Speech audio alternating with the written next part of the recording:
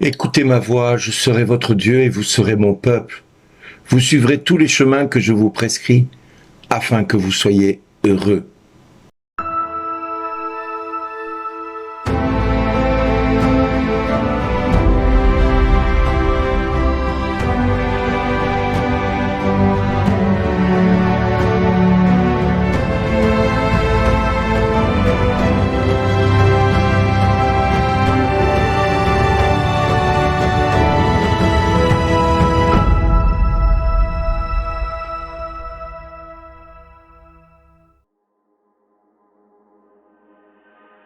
Bonjour les amis, écoutez ma voix, je serai votre Dieu et vous serez mon peuple.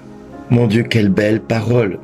Écoutez ma voix, je serai votre Dieu et vous serez mon peuple. Pour quelle raison? Parce que vous avez entendu la voix de Dieu, nous allons être son peuple.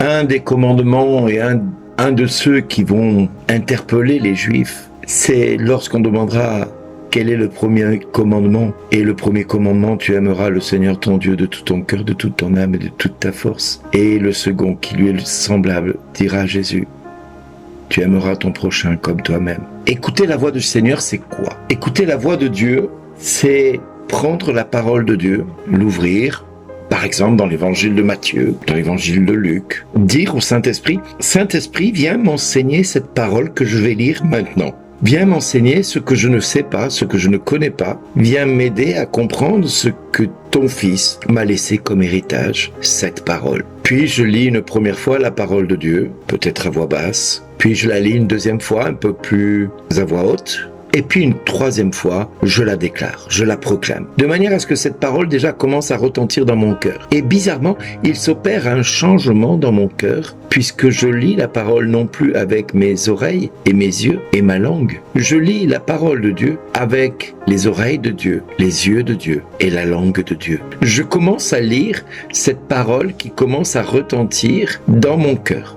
Je l'entends, qui vient jusqu'à moi et qui descend dans mon cœur et qui commence à semer une parole de foi, une parole d'espérance, une parole d'amour, une parole qui va me corriger sur mes chemins de traverse, qui font que je me suis éloigné de Dieu. Et si mon cœur a laissé pencher ses ardeurs à maintes reprises au point de tomber dans le péché, si mon cœur qui était endurci n'a pas entendu jusque-là la parole de Dieu, bizarrement, en procédant de cette façon, la parole de Dieu va commencer à retentir et à transformer en moi ce qui m'éloignait de Dieu. À mettre dans mon cœur une ardeur, un désir ardent, une fournaise ardente, capable de changer ce qu'il y a de plus dur, de plus rebelle en moi. Ce diamant artificiel que j'ai établi dans mon cœur, qui n'est pas la parole de Dieu, qui sont mes propres convoitises, qui sont mes propres péchés, mais qui conduisent ma vie depuis longtemps. Et en écoutant cette parole, toutes ces convoitises, ce diamant artificiel que j'ai mis dans mon cœur, qui brille pourtant, mais qui n'est pas un véritable diamant, qui ressemble au diamant, mais qui n'est pas un diamant, eh bien, celui-là va tout doucement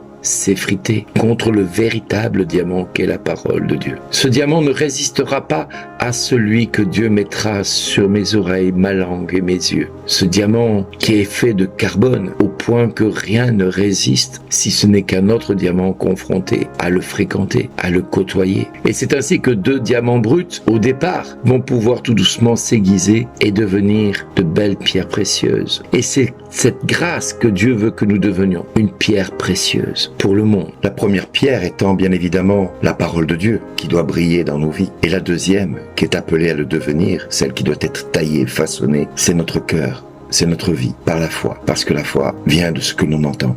Et ce que l'on entend, c'est la parole de Dieu. Et donc, si nous voulons devenir un diamant de bonne qualité, nous devons entendre la parole de Dieu qui va transformer notre cœur pour devenir à son tour un diamant, afin que tous les reflets de lumière puissent briller dans chacun de ces éclats. Parce qu'il faut des éclats pour que la lumière scintille, pour que la lumière brille et reflète la gloire de Dieu. Alors mes amis, si le peuple n'a pas écouté, s'il n'a pas prêté l'oreille, et s'il a suivi les penchants de son cœur endurci, et s'ils ont tourné leur dos et non leur visage, et cela depuis que les pères, nos pères sont sortis d'Égypte jusqu'à ce jour, eh bien Dieu nous a envoyé des prophètes, des serviteurs et des prophètes. Ces serviteurs et ces prophètes ne cessent de dire tout comme moi tout le temps les mêmes choses, rabâcher les mêmes paroles, vous inviter, vous exhorter, vous corriger, vous menacer même parfois de vous dire ce que l'avenir va vous réserver si vous ne vous convertissez pas. Vous allez périr de la même manière que les Galiléens. Convertissons-nous donc maintenant parce qu'il est encore temps de le faire. Change ta vie, mon ami. Regarde ta vie qui ne produit aucun bon fruit. Regarde ta vie qui est stérile. Combien de personnes sont venues à Christ grâce à toi, grâce à tes paroles, grâce à ta sagesse, grâce à ton intelligence? Combien de personnes ont pu confesser le nom de Jésus depuis que tu es chrétien? Si tu es chrétien. Parce que la question, elle est là. Sommes-nous chrétiens? Qu'avons-nous fait de notre baptême?